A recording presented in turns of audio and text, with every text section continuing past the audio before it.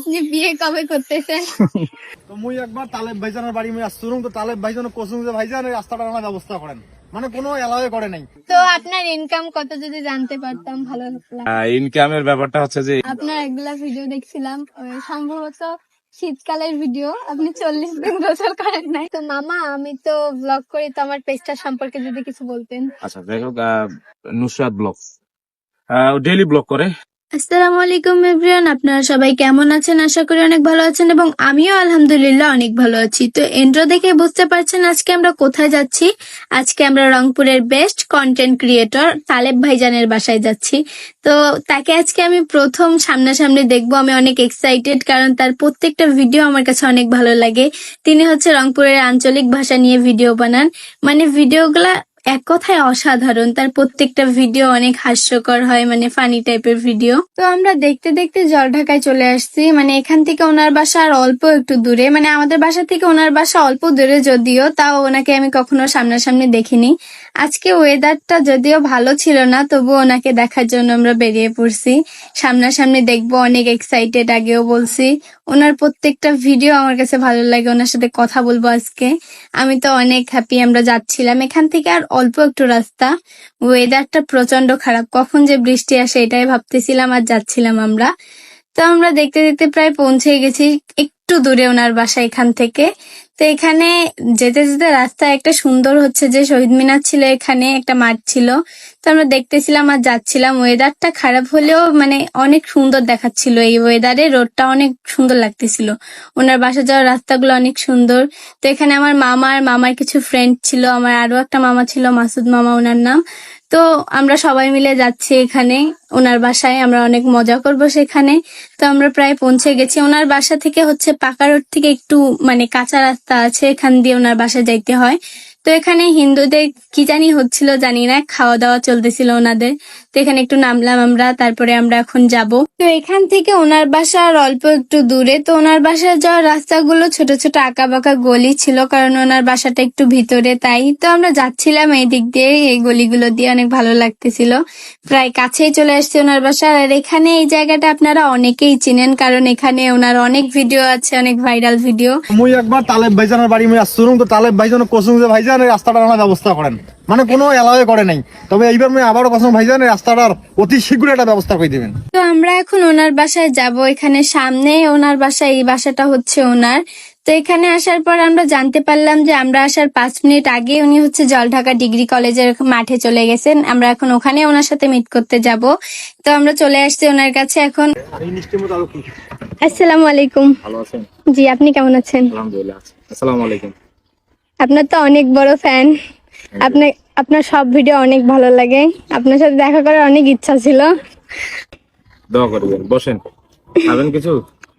ইয়ে দাও তো ভাই। বসেন বসেন বসেন, দাঁড়িয়ে আছেন কেন? আরে তো অনেক কাজ। আপনার এগুলা ভিডিও দেখছিলাম, সম্ভবত শীতকালের ভিডিও, আপনি 40 দিন গোসল করেন নাই।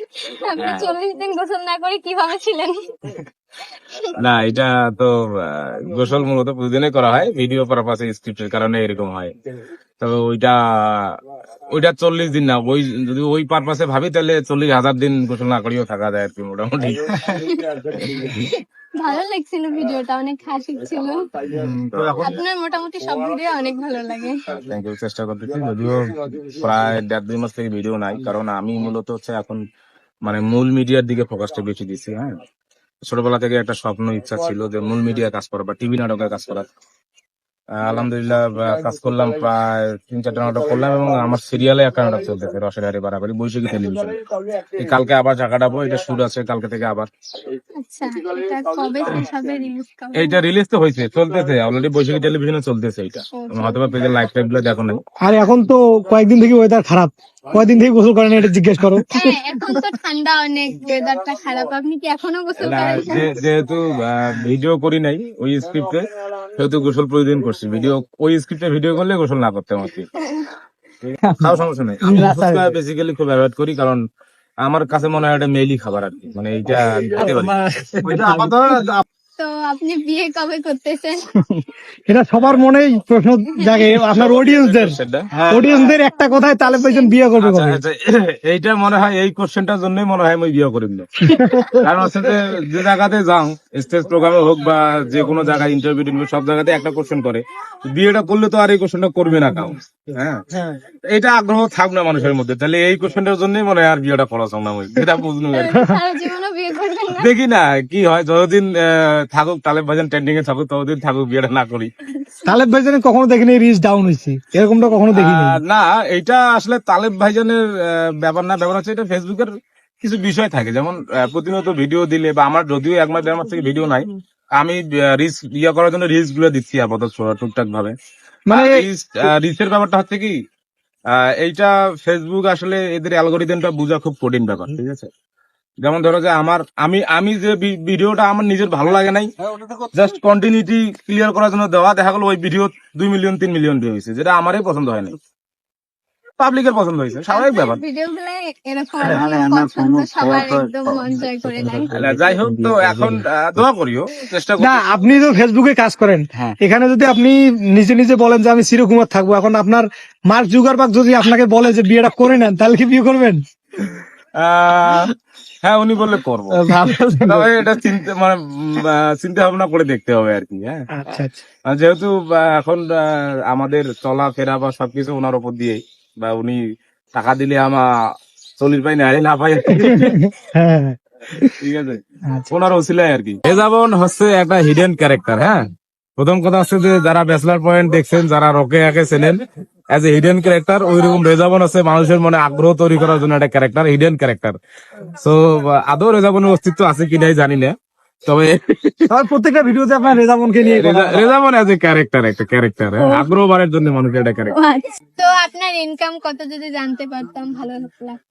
ইনকামের ব্যাপারটা হচ্ছে যে এটা ফেসবুকের রেস্ট্রিকশনের কারণে বলা একটু পসিবল, তবে আলহামদুলিল্লাহ আছি, অনেক ভালো আছি, আগের থেকে 1000 গুণে ভালো আছি, এটা আলহামদুলিল্লাহ। তো মামা, আমি তো ব্লগ করি, তো আমার পেজটা সম্পর্কে যদি কিছু বলতেন। আচ্ছা, যাই হোক, নুসরাত ব্লগ ডেইলি ব্লগ করে, যারা ভিডিওগুলো তাদের কাছে যাবে বা যারা দেখবেন অবশ্যই পাশে থাকার চেষ্টা করবেন। যে ক্রিয়েটার হিসেবে সে ভিডিও দেয়, আর আপনারা সাপোর্ট ছাড়া তো আমাদের আসলে কোনো ভ্যালু নেই। হ্যাঁ, মুখ তালেব পর্যন্ত আপনারাই বানাইছেন, সবচেয়ে বড় কথা হচ্ছে যে মুই অ্যাজ এ কন্টেন্ট ক্রিয়েটর আপনাদের জন্যই। তো পাশে থাকবেন, ওর ভিডিওগুলো ভালো লাগলে অবশ্যই আমাদের এলাকার মেয়ে এসে অবশ্যই তার পাশে থাকবেন, পাশে থাকা উচিত আমি মনে করি। হ্যাঁ, আসসালামু আলাইকুম রহমতুল্লাহ। ইনশাআল্লাহ, ঠিক আছে, শুভকামনা থাকবে, অবশ্যই ভালোভাবে কাজ করে অ্যাক্টিভ থাকো, ফেসবুকে অ্যাক্টিভের উপর কোনো কিছু নাই, একটা ভিডিওতে ভিডিওটা উড়ে ধরে মারি দাও শেয়ার।